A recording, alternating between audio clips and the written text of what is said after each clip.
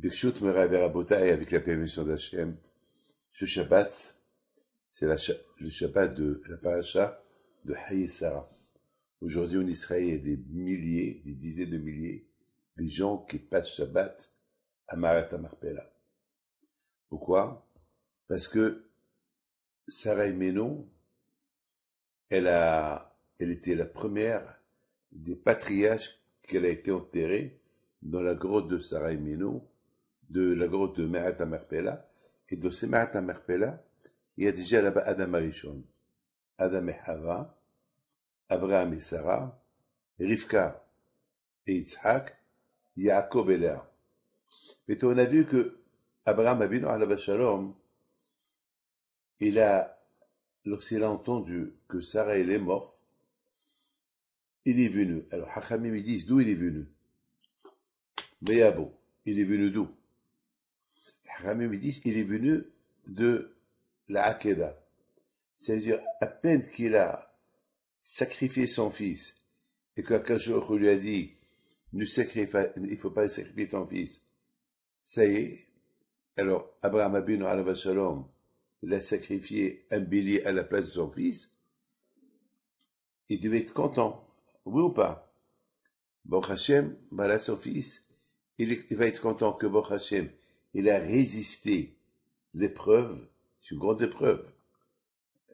Baruch Hashem, il a résisté l'épreuve, et en plus, Baruch Hashem, son fils, il va le suivre, il va être un grand tzaddik, et Baruch Hashem, tout est en ordre.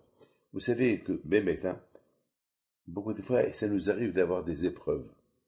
Le plus important, lorsqu'on a l'épreuve, on est un peu triste de l'épreuve.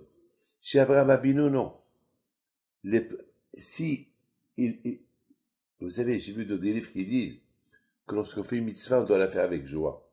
Si on ne la fait pas avec joie, on perd la mitzvah. On la perd. Lorsqu'un roi étudie, apporte-moi ça, fais ça. Le roi, tu diras, yes sir, yes majesty. Tu vois, tu montres au roi. Mais si tu fais une tête au roi, quoi? Ça prouve que tu ne fais pas la mitzvah avec joie. Si par exemple, on dit à quelqu'un, viens étudier la Torah. Viens, on va étudier un peu. Et tu dis, ok, ça va. Ça veut dire que tu montres que tu vas pas l'étudier avec joie. Donc tu la perds. Mais là, tu dis, ah super, allez viens, qu'est-ce qu'on va étudier? Alors ça complète la mitzvah. Abraham Avinu alav shalom, on a vu que lorsqu'Hachem lui a dit de sacrifier son fils, il n'a pas voulu s'arrêter. Lorsque Malach lui a dit arrête, il n'a pas voulu s'arrêter, il voulait continuer. Jusqu'à qu'il lui a dit ve'at aslo meuma, ne le touche pas, il est averti. C'est là que Abraham s'est arrêté. Et après, il était content, il était heureux. Bon, Hachem, chacun qui passe une épreuve, s'il sent une tristesse, après l'épreuve, quelle épreuve c'était, bon, Hachem, c'est bien, il perd sa valeur. Il perd la valeur de l'épreuve. Mais lorsqu'il montre qu'il est content, qu'il a subi l'épreuve, moi je vous dis quelque chose. J'ai vu, Hachamim me disent, on n'a jamais vu quelqu'un qui a fait une avera et qu'il était content après. Jamais. Mais on n'a aussi jamais vu un qui a fait mitzvah, dur à la faire, et que après il était triste. C'est impossible. Le contraire, après on n'est pas triste. Imaginez-vous quelqu'un qui doit se lever le matin pour aller prier. Il est fatigué, et à la fin il se lève. Et s'il va regretter, il va regretter après? Non, il est content qu'il a été à la synagogue. Donc Abraham Avinu alav shalom, il était très content qu'il a subi l'épreuve de la Hakeda. Et Baruch Hashem, il est super heureux. C'est pas qu'il est triste.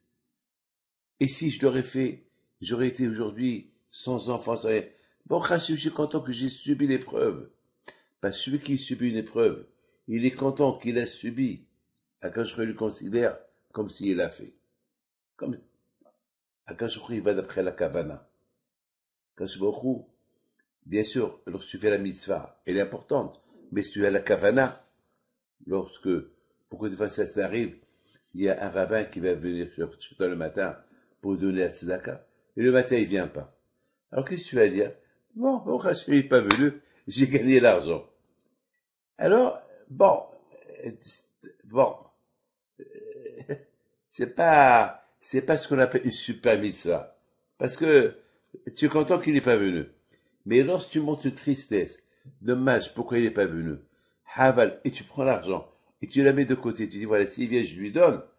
Alors, même s'il vient pas, Akadosh Baruch Hu considère comme si tu l'as fait. Akadosh Baruch Hu considère la mitzvah comme si tu l'as fait. C'est ce qu'on appelle Akadosh Baruch Hu mitzaref ma'ashava tova el ma'aseh. Akadosh Baruch Hu considère une bonne pensée comme si tu l'as fait, même si tu ne l'as pas fait. Maintenant, Abraham Avinu alav shalom, il avait même de la peine après la Hakeda. Pourquoi il n'a pas fait la Hakeda? C'est pas qu'il était content qu'il n'a pas fait, il était content qu'il a surmonté l'épreuve, mais il avait de la peine pourquoi il n'a pas fait. Il a fallu qu'Akadosh Baruch Hu apporte un bélier, et lorsqu'il a vu ce bélier-là, et lorsqu'il l'a égorgé, il était content. Pourquoi? Parce que il a mis là-bas toute sa kavana sur ce bélier. Il a comme si c'était son fils. Et Akadosh Baruch Hu considère la Hakeda de Yitzhak comme si Abraham Avinu, il a sacrifié son fils. Akadosh Baruch Hu, il considère comme s'il a sacrifié ça. Mais maintenant, le grand problème, il entend que Sarah, elle est morte. Alors, pourquoi elle est morte? Il y a deux avis. Il y a Hachamim qui disent, c'est parce que elle est morte, elle a eu une crise cardiaque, parce qu'on lui a dit qu'Abraham, il a sacrifié Yitzhak, elle a eu de la peine. Après tant d'années qu'elle n'a pas eu d'enfant, elle a eu un enfant, et qu'elle l'a élevé pour être un tzaddik, et maintenant il est mort. Il y a ceux qui disent non. On lui a dit qu'Abraham, il était en train de sacrifier son fils, elle était contente. Pour Akadosh Baruch Hu, pour Akadosh Baruch Hu. Et après, ils lui ont dit non, il n'a pas sacrifié. Alors, elle a eu de la peine. Elle a dit peut-être, il n'était pas assez tzaddik. Au moment du sacrifice, Yitzhak, il a eu une mauvaise pensée, et Hachem, il a dit à Abraham ne le sacrifie pas, parce que Yitzhak, il a eu une mauvaise pensée. Elle avait de la peine. Elle a dit quoi? Tant de temps que je me suis occupé de Yitzhak, pour qu'il soit un tzaddik, maintenant il est mort, et maintenant il n'a pas été sacrifié, donc elle a eu de la peine. Et c'est de là qu'il est venu Yitzhak, Abraham Avinu. Ça veut dire que le pauvre Abraham Avinu, il a subi d'une épreuve à l'autre. Tu te rends compte? Il aurait pu dire, Hachem, au lieu que maintenant je retourne à la maison, avec Yitzhak, chez ma femme, trouver la joie que Yitzhak il est là, tu me prends ma femme, il n'a rien dit. Il est venu, et même pleurer, il n'a pas beaucoup pleuré. Parce que Hachamim me disent, s'il aurait pleuré, c'est-à-dire que les gens ils vont dire, il pleure, il en veut au bon Dieu. Il en veut à Hachem, c'est à cause du sacrifice de Yitzhak que Sarah elle est morte. Le contraire, il est venu, il a fait un espède. Maintenant, je voulais savoir, écoutez bien, pourquoi cette paracha de Haï Sarah, pourquoi on l'a mis séparé de la paracha de la Hakeda? Lorsque la Torah raconte une histoire, elle raconte une histoire entière. Mais là, la Torah, puisque maintenant on dit que Sarah elle est morte à cause de la Hakeda, alors on devait raconter la mort de Sarah à côté de la Hakeda. Pourquoi on a séparé les parachiotes? La paracha de Hakeda, elle est dans la paracha de Vayar, et la paracha de la mort de Haï Sarah, et le mort s'appelle la paracha Haï Sarah. Vous avez compris? Pourquoi on n'a pas mis l'histoire ensemble? Pourquoi tu sépares l'histoire et tu la mets dans deux parachutes? C'est comme par exemple, si tu parles d'une voiture avec les pièces détachées, alors tu les mets ensemble. Voilà la voiture, voilà les les pièces détachées. Mais si tu parles que de la voiture, et tu me dis que les pièces détachées, ils sont en Australie, c'est pas, vous comprenez, ça n'a pas de sens. La voiture et les pièces détachées à côté. Et là aussi, il y a la Hakeda et la mort de Sarah. Puis Sarah elle est morte à cause de la Hakeda. Alors on devait les mettre ensemble. Pourquoi on les a séparés? On a fait deux parachutes séparés. La réponse elle est, j'ai pensé, la parachute s'appelle Haï Sarah. Voilà la vie de Sarah. Sarah n'est pas morte. Vous avez compris? C'est pour ça qu'on a mis la parachute Haï Sarah ailleurs. Pas Sarah, elle n'est pas morte. Nous on croit que ça. C'est pour ça qu'on l'appelle Haï Sarah. La vie de Sarah. C'est pas écrit la mort de Sarah. Vous avez vu Nadav et Abihu. Lorsque Nadav et Abihu ils sont morts, c'est écrit Harimot Shne Bnei Aaron. Il y a une parole qui s'appelle Harimot, après la mort. Après la mort de Nadav et Abihu. Alors vous voyez que là aussi, on aurait dû appeler Mitat Sarah, la mort de Sarah. Pourquoi on l'appelle Haï Sarah? De là, on apprend que Sarah, elle n'est pas morte. Les tzadikim, ils sont encore vivants. Nous, on croit que le tzadik, lorsqu'il meurt, il meurt. C'est pas vrai. Le tzadik, lorsqu'il meurt, c'est là qu'il reste vivant. D'ailleurs, on va le pèleriner. Et tu chantes. Et tu vas chanter. On va à Issaoui à la autour de la tombe de Rabbi Pido. On chante Hawaja, et on rigole. Attends, tu es devant un mort, tu es devant une tombe. Et tu es en train de chanter comme ça. Ça prouve quoi? Ça prouve que non. Les tzadikim, après leur mort, ils sont vivants. Et c'est la raison que la Torah, elle n'a pas voulu écrire la mort de Sarah à côté de la Hakeda, parce que Sarah, elle n'est pas morte. Regardez, je vais vous dire quelque chose. Je vais raconter une belle histoire. Il y avait une fois, mettons tous ces 6 millions de juifs de la Shoah, ils ne sont pas morts. C'est tzadikim. Vous savez, c'est comme si quelqu'un, il dort, il se réveille. Lorsqu'un tzadikim meurt, il dort, mais il se réveille. Sa place est la Gan Eden. Et surtout lorsque un tzadikim meurt, il laisse des enfants qui sont valables, qui sont tzadikim. Alors le tzadik, il n'est pas mort, parce que ses enfants, ils continuent. Ils continuent la suite. Les Sha'im, on les appelle, on considère les Sha'im, même lorsqu'ils sont vivants, on les considère comme des morts. Et lorsqu'ils sont morts, ils sont morts. Mais le tzaddik, non. Même après sa mort, on le considère vivant. Et c'est ça, elle est Haï Sarah. Elle est Haï Sarah. Il ne faut pas croire que Sarah, elle est morte. Sarah, elle n'est pas morte, elle est vivante. La preuve que sa paracha s'appelle Haï Sarah. Lorsqu'on suit le chemin de Sarah et Ménon, alors Sarah et Ménon, elle n'est pas morte. Puisqu'on suit son derrière. Il est décédé. Non. Puisque nous, ses enfants et ses petits-enfants, on continue son chemin. Et le fait qu'on continue son chemin, alors le tzaddik, il est vivant. Il est pas mort. Et c'est ça, le lien entre ces deux parachutes. La Torah, elle a pas voulu, la Torah, nous écrire tout de suite après la Hakeda, la mort de Sarah, parce que Sarah, elle n'est pas morte. Elle est vivante. Donc, on parle d'une autre paracha. Ce qui est impressionnant, et là, vous allez aimer. Comment on sait que Sarah, elle n'est pas morte? Et que Sarah, elle est vivante? Alors, Haramim, ils disent que lorsque Sarah était vivante, il y avait la bracha dans le pain. Parfois, il faisait pour 10 personnes, et il va venir 100 personnes. Il y a la bracha pour les 100. Il y avait la bracha. Il y avait la bracha dans la lumière. Elle avait le bougie allumé de vendredi soir à vendredi soir. Elle restait allumée toute la semaine. Il y avait aussi un nuée. Un nuée, c'est un nuage qu'il était sur la tente de Sarah. Et ce nuage-là, on pouvait le voir des kilomètres. Pourquoi? Comme ça, les gens qui voyagent, les gens qui ont faim, ils savent que là où il y a le nuée, on peut aller là-bas manger et dormir et trouver quelque chose à boire. Parce que la tente d'Abraham, c'était du Hesed. C'est pas le tzedaka. Il y a une différence entre la tzedaka et le Hesed. La tzedaka, tu me fais de la peine. Voilà, je te donne la tzedaka.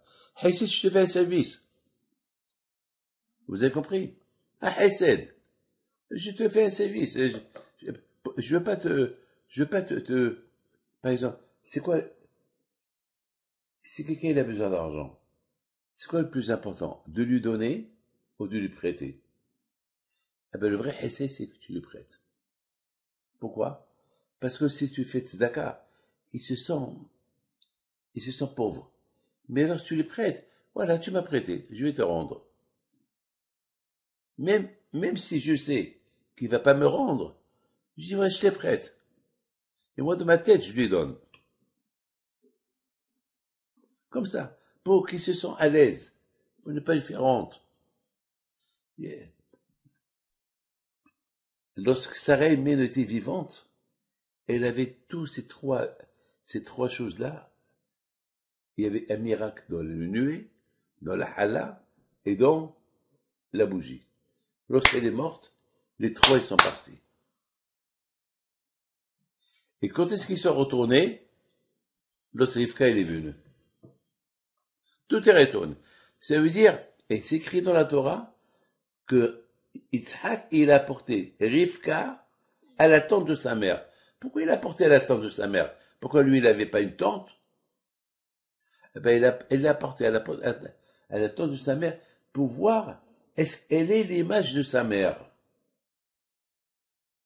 Est-ce qu'elle est à l'image de sa mère? Est-ce qu'elle est comme sa mère? Est-ce que Rivka, elle va redonner la vie à sa mère qui vient de mourir? Eh bien, lorsqu'il est arrivé, le nuée il est retourné, la lumière elle est retournée, et la bracha de le paix elle est retournée. Donc finalement, les tzadikim ne sont pas morts. Et c'est la raison pourquoi la Torah, elle donne, elle sépare les deux, elle sépare les deux histoires, l'histoire de la Hakeda, du sacrifice d'Isaac, et l'histoire de la vie de Sarah. Elle les a pas mélangés ensemble. Parce que c'est deux trucs différents. C'est deux choses différentes. C'est-à-dire, il faut pas accuser le bon Dieu, et voilà, la pauvre Sarah, elle est morte. Non, Sarah, elle n'est pas morte. Elle est vivante. Elle est vivante. Vous savez, il y a un grand tzaddik, il dit quelque chose de magnifique. Il dit, déjà, il faut comprendre une chose. Dans la paracha de cette semaine, on parle beaucoup de l'acquisition de la Me'ara de la Marpella. C'est le premier real estate que la Torah, elle parle. C'est vraiment, Abraham était businessman. C'est du real estate. On a vu comment il a acheté, la discussion, combien ça coûte, et avec les papiers, avec des témoins, tout. D'ailleurs, vous savez que de la paracha de cette semaine, de l'acquisition de la Me'at Marpella, on apprend que lorsqu'un homme il marie une femme, il faut qu'il achète. Il faut qu'il achète. Parce que la femme, elle devient une propriété au mari.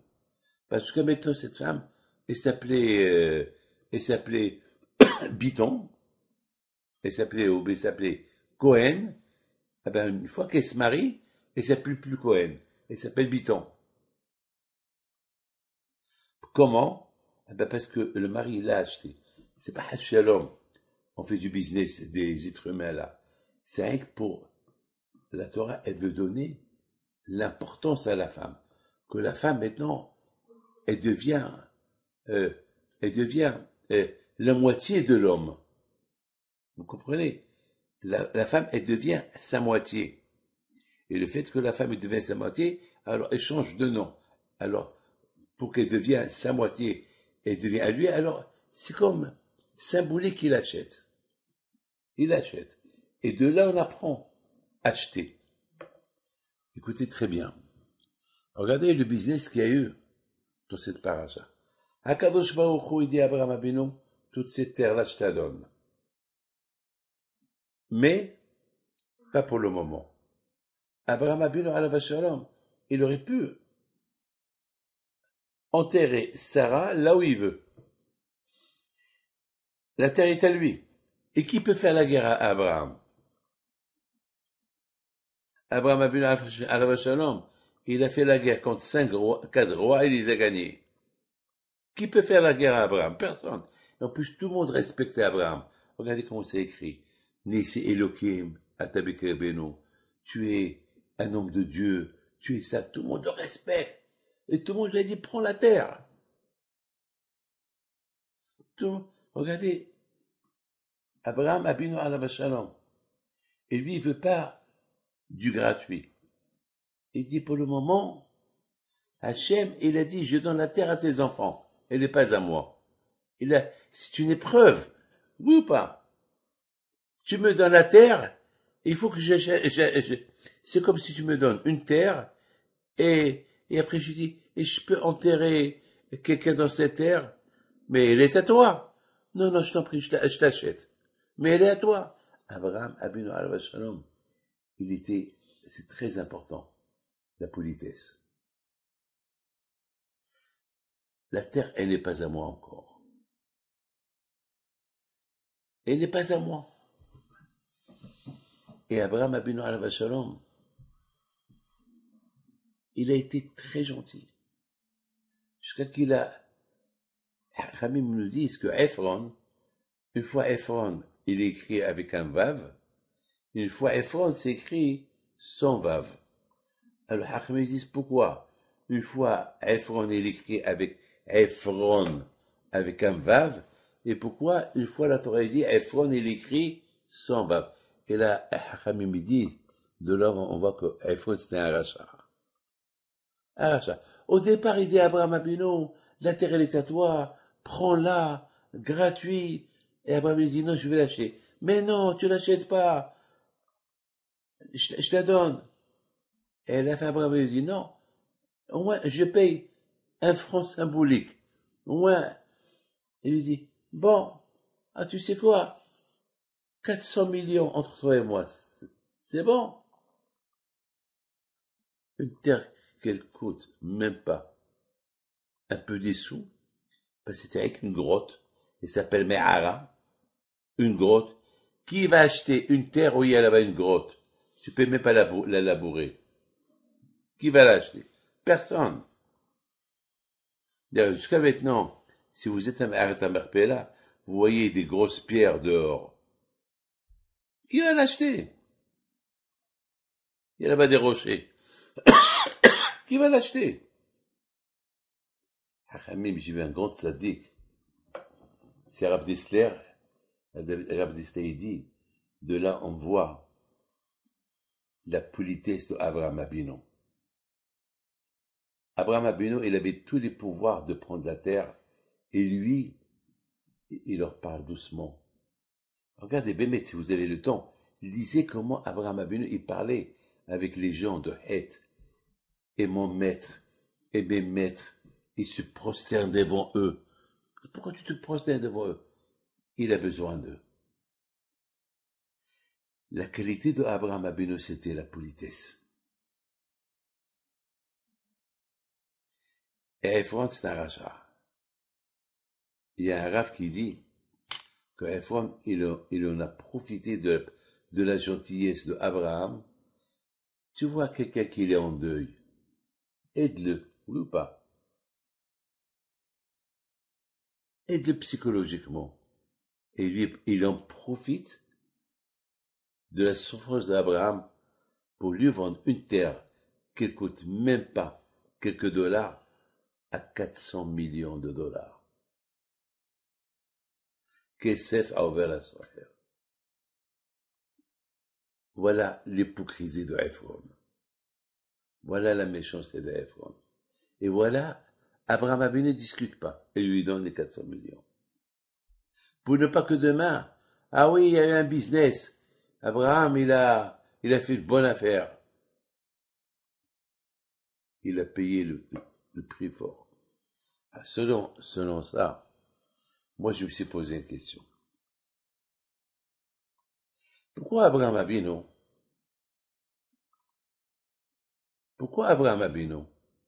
Il n'a pas marchandé?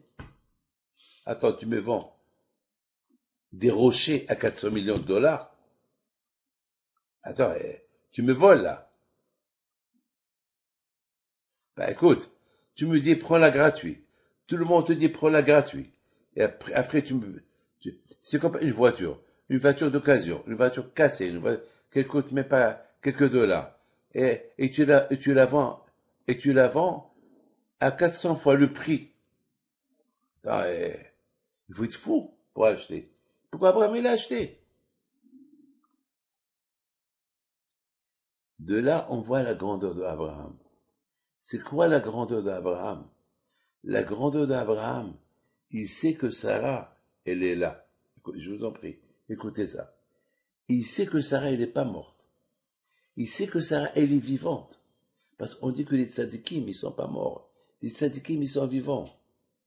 Et Abraham, il sait que Sarah, elle n'est pas morte. Elle est là, elle est encore elle est vivante. Elle est haïe Sarah, comme je viens de vous dire, que les tzadikim, même après leur mort, on les considère vivants.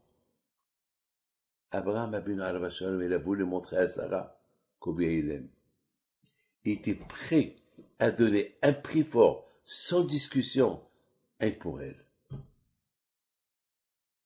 Beaucoup de fois, les gens, ils montrent leur amour à leur femme lorsqu'elle est vivante.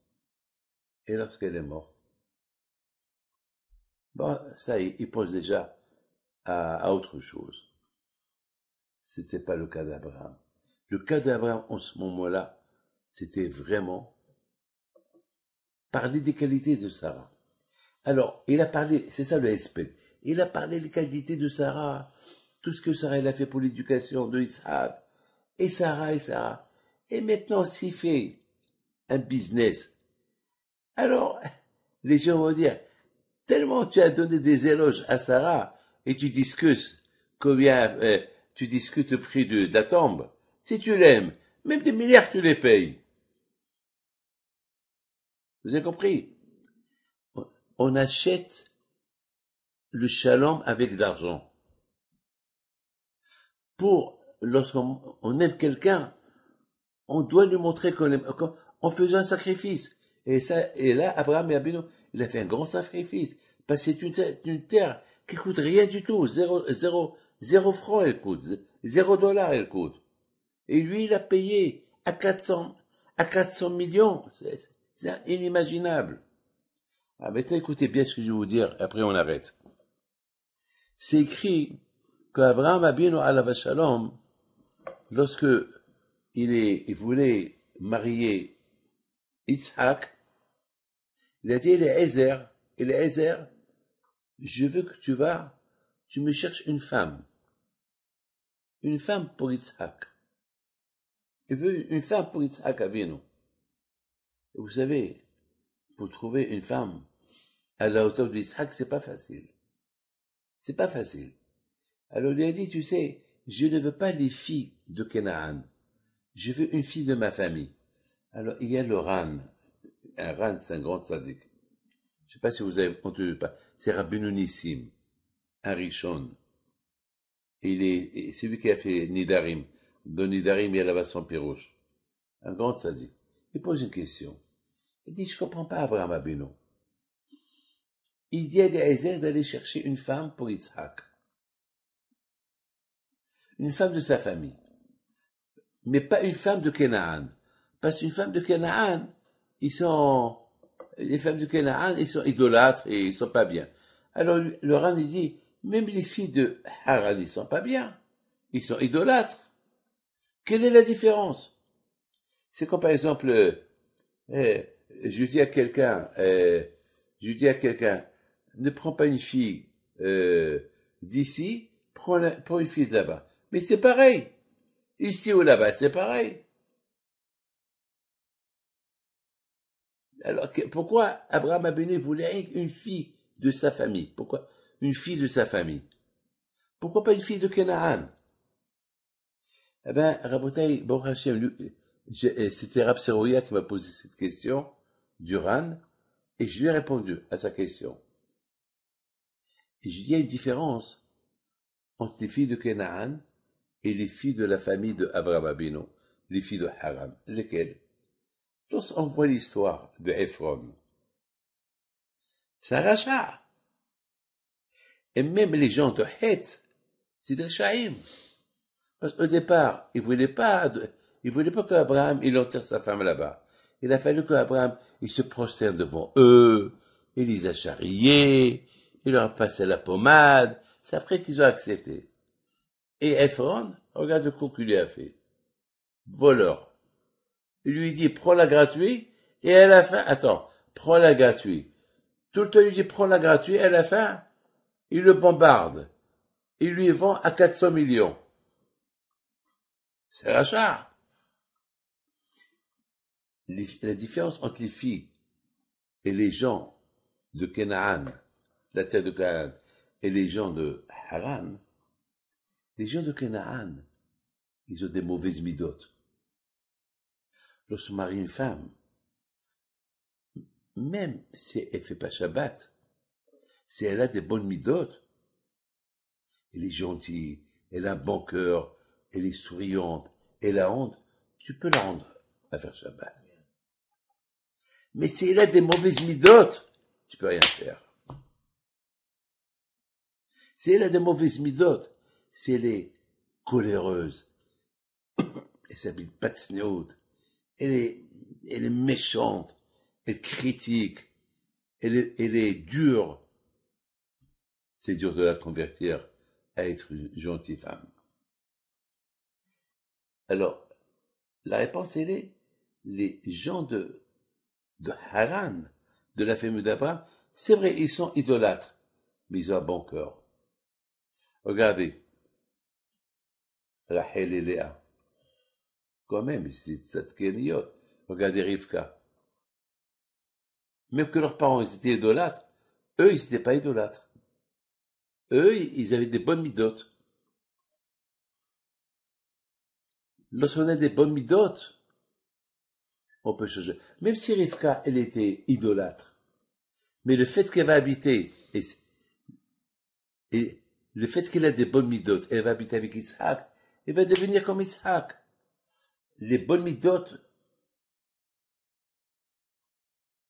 c'est ça qu'on doit chercher chez une femme.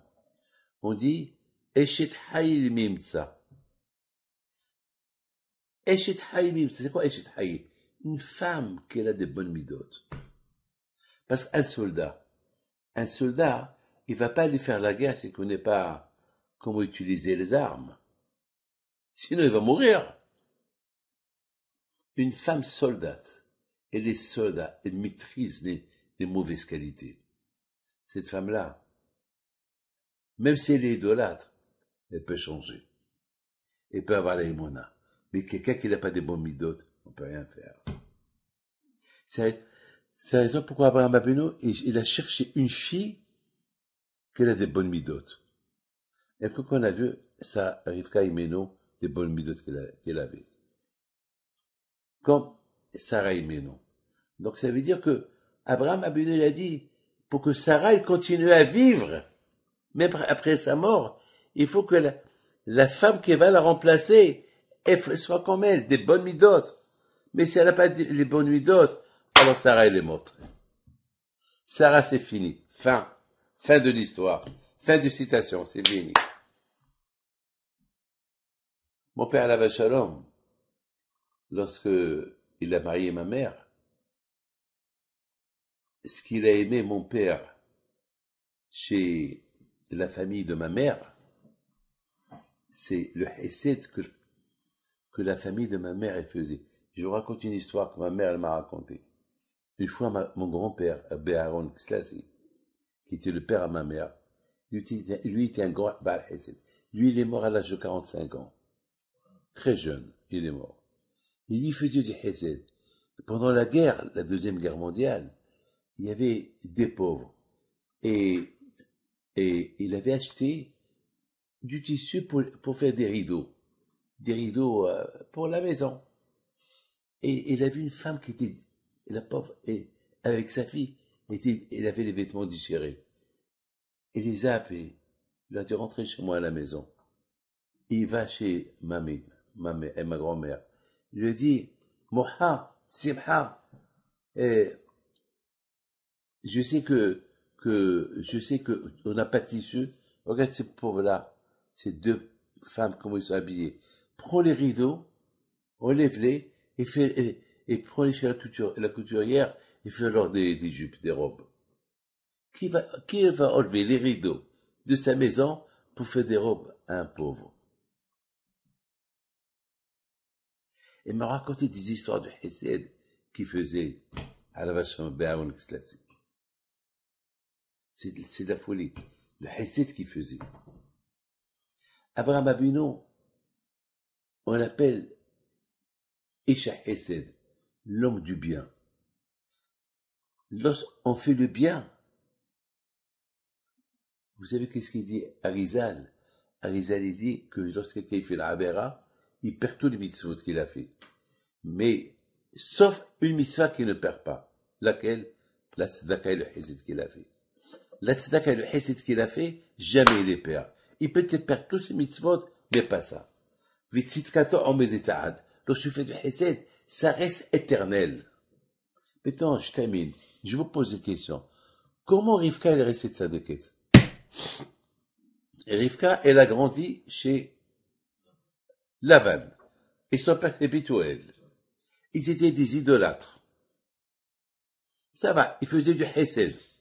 Le hesed, ils avaient ça dans leur sang, dans leur ADN génétique, ils faisaient le hesed. Mais comment Rivka, elle avait que 3 ans. Comment était tzadeket? Comment? Et ma question, elle est aussi sur Rachel et Léa. Même Rachel et Léa, ils étaient tzadkaniot. Comment? Ils ont vécu dans un monde d'El-Shaim, un monde de Abodazara, un monde d'idolâtrie. Mais comment eux, ils sont restés tzadeket? Comment? Abraham, il a découvert Hachem seul. Alors, il a connu Sarah, elle était sa nièce. La nièce d'Abraham, c'était Sarah. Donc, les deux, ils ont grandi mais comment Rivka, elle avait 3 ans, comment? Mes amis, qui n'a pas entendu parler d'Abraham? Le monde entier a parlé d'Abraham. Qui n'a pas entendu parler d'Abraham? Tout le monde savait qu'Abraham, c'était le monsieur qui combattait l'idolâtrie. Le monsieur du Hesed. Tout le monde a écouté parler de lui. Lavan, il a entendu parler de lui. C'est de la famille. Oui ou pas? Lavan, c'est de la famille de Abraham. Toute la famille de Abraham, ils habitaient où? Ils habitaient à Haran. Donc, tout le monde était là-bas. Tout le monde a entendu parler de lui. Rivka et Meno, elle a entendu parler de Sarah. Elle s'intéressait. Ah bon? Alors, ce qu'elle a entendu, elle a appliqué ce qu'elle a entendu. Et parce que elle habitait avec une famille de Shaim, et elle a appliqué ce qu'elle a entendu, à Kadosh Baruch Hu, il l'a aidé, il est même devenu prophète. Écoutez ce que je vous dis, un secret. Le Hachem, il voit, selon comment vous cherchez Hachem, alors que vous habitez dans la jungle, vous habitez avec les Shaim, il vous fait tout pour ne pas les suivre. Akadosh Baruch Hu, il vous comble d'une protection spirituelle comme Youssef Hatzadik. Seul contre tout le monde en Égypte. Il est resté tzaddik.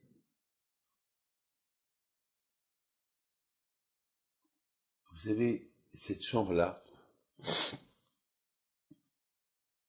il y avait ici devant moi, dans cette chambre, un couple.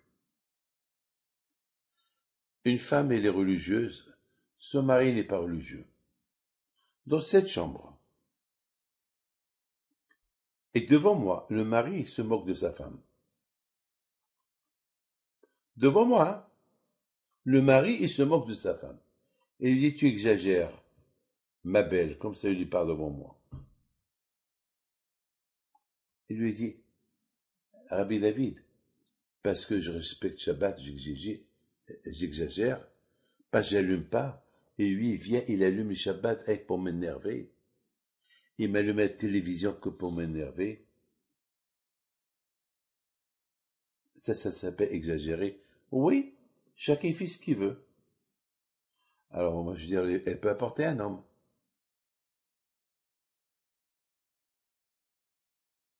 Alors, non, ça c'est, elle peut pas. Pourquoi elle peut pas? Parce qu'elle peut pas. Mais pourquoi elle peut pas?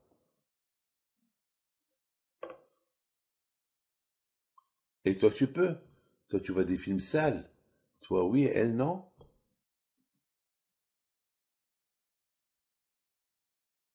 J'ai vu devant moi un qui a des midotes. Ça m'a rappelé la vanne. J'ai dit, tu te comportes comme la vanne. Haracha, qui connaît le bon Dieu, il pouvait apprendre, il ne le fait pas. Rivka, rien qu'avec, elle n'a pas été au séminaire, Rivka. Elle n'a pas été à Pninim. Elle n'a pas été au séminaire de Bathsheba. Rivka, elle était dans la jungle de Haran. Et parce qu'elle a entendu, elle a compris, c'est ça, la bonne direction.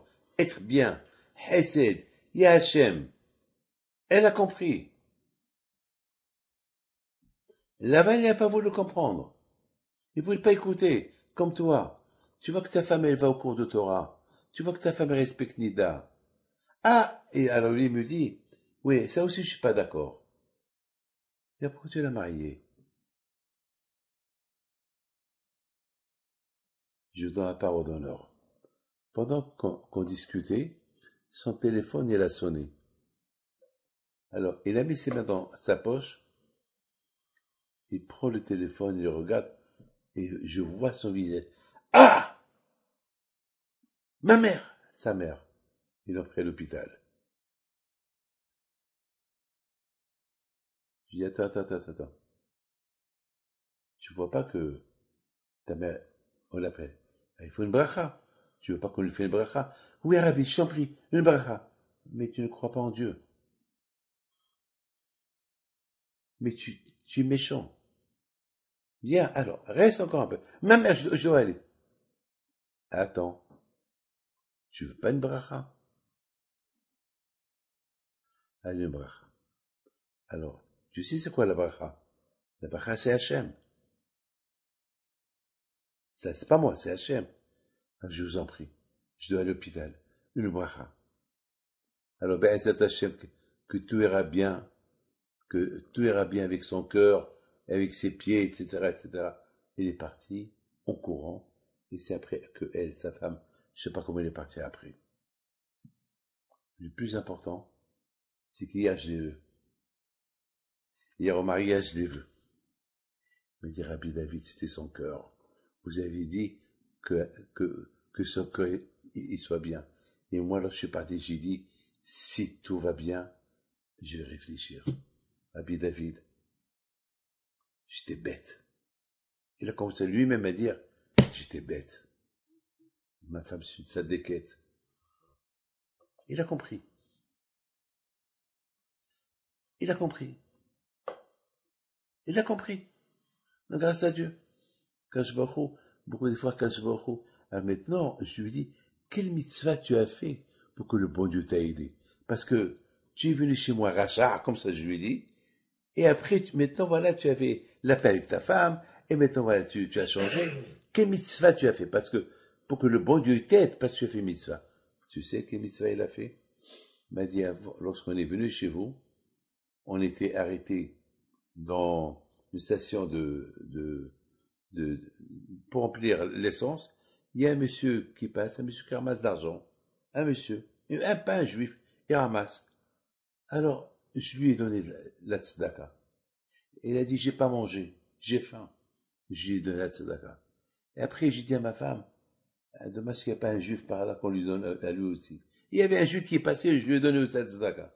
Tu vois, tu as un bon cœur, tu as fait la tzedaka. Ça, alors je lui dis, ben c'était ça Abraham. Abraham, il cherchait quelqu'un qui avait un bon cœur. Lorsque qui a un bon cœur, lorsque tu lui dis, lorsque tu commences à lui parler de Dieu, il va comprendre, il va tout changer. Mais lorsque quelqu'un qui a des mauvaises midotes, Quelqu'un qui a des mauvaises qualités, celui-là, tu ne peux pas le changer. C'est pour ça qu'Abraham Abino, il voulait quelqu'un pour Isaac, quelqu'un qui a des bonnes midotes, quelqu'un qui a un bon caractère, quelqu'un qui a, même s'il est idolâtre, c'est rien du tout. Même s'il ne croit pas en Dieu, c'est rien du tout. Avec les bonnes midotes, tu vas le changer. Et c'est ça ce qu'Abraham cherchait. Et c'est pour ça, Hakim me disent que Abraham, Abinu al Shalom, il a fait jurer, il est Ezer. Alors moi, je posé une question. Mais il est Ezer. Il était vieux. Mais Yitzhak, il avait, quel âge il avait 40 ans. Est-ce que, j'ai pas compris. Bébé, aidez-moi. J'ai pas compris. Abraham Abino, il fit jurer Eliezer d'apporter une fille de sa famille à qui? À Yitzhak. Il lui dit, mais il ne lui prend pas une fille d'ici. Je comprends pas. Pourquoi Abraham Abino, il n'a pas dit ça à qui? À Yitzhak. Yitzhak. Pourquoi? C'est Yitzhak avec qui il doit parler. Pourquoi Yitzhak, il est le évêque de Eliezer? C'est Eliezer. Pourquoi Abraham Abino n'a pas parlé avec Yitzhak? Yitzhak, je t'en prie. Je veux pas que tu te maries avec une fille de Eretz Canaan. C'est tout. Toi, Eliezer, cherche une fille pour lui. Et point final. C'est pourquoi? Parce qu'Eliezer, c'était un grand tzaddik. Et Abraham, il avait peur que parce que Yitzhak, qui a enseigné la Torah à Yitzhak? Eliezer. Parce qu'Eliezer, c'était le Rosh Yeshiva. Donc, vous savez qu'un rave, il a un impact sur son élève. Alors, Abraham Abino, il avait peur de lui dire rien à Abraham et pas Eliezer, parce qu'Eliezer dit, je te fais un tarat nedarim et tu peux marier une fille de Canaan. Peut-être même ma fille, je te la donne. C'est pour ça qu'Abraham Abino était très intelligent. Il a fait jurer Eliezer. Eliezer, je connais que toi. Je parle pas à Isaac. Je connais que toi, tu lui apportes et une fille de ma famille, pas une fille de Canaan. Vous voyez? Tout cela pourquoi? Parce qu'il est Eliezer, même qu'il est tzaddik, même qu'il a fait Teshuvah, mais avant, il n'avait pas de bonnes qualités. Peut-être les mauvaises qualités qu'il avait avant, ils vont se réveiller en lui. Ce qui est important pour Abraham, c'est quelqu'un qui a des bonnes qualités depuis le départ. Et chez qui tu peux trouver ça? Des bonnes qualités depuis le départ, chez qui? Chez sa famille. La famille d'Abraham, ils ont des bonnes qualités. Ils ont le hesed dans le sang. La preuve, tu as vu Rivka, comment elle avait 3 ans, comment elle a servi. Le hesed, le bien. Et le hesed, c'est un Baal Tshuva. Il y a ceux qui disent que le hesed, c'est lui qui est Naan. Il était noir, et le hesed. Il était un esclave. À l'époque, les Noirs, ils étaient des esclaves. Ils étaient un esclave. Et après, il est devenu l'esclave d'Abraham, et après, Abraham lui a donné la liberté. De là, on apprend que le hesed, c'est le plus important. C'est plus que la Torah, plus que tout. Le hesed, un bon cœur, des bonnes midotes. Hachem, il n'a pas donné la Torah à Israël jusqu'à qu'ils avaient des bonnes midotes. À quoi ça sert de leur donner la Torah s'ils n'ont pas des bonnes midotes? Je vous apporte un steak. Le meilleur steak du monde. Mais s'il est dans un plat qui est sale, tu vas le manger? Non. Si le corps il est sale, à quoi il sert la Torah? Eh ben, c'était ça, Sarah Imeno. Depuis petite, 7 ans, jusqu'à 20 ans, de 20 ans, jusqu'à 100 ans, jusqu'à 127 ans, sa vie était égale. Sa déquête dans ses midotes, sa déquête dans sa tête. Alors, lorsqu'on a toutes ces qualités, on n'est jamais mort, on est vivant. Que le bon Dieu vous protège, vous donne votre Amen.